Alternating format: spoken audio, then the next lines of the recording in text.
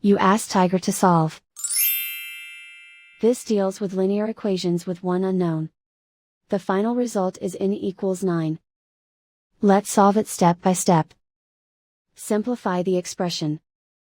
Expand the parentheses. Simplify the arithmetic. Swap sides. Group all constants on the right side of the equation. Add 18 to both sides. Simplify the arithmetic.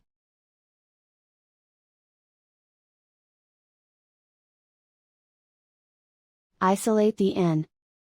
Divide both sides by 3. Simplify the fraction.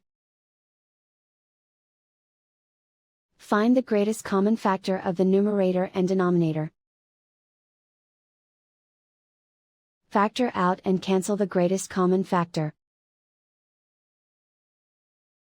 And so the final result is n equals 9.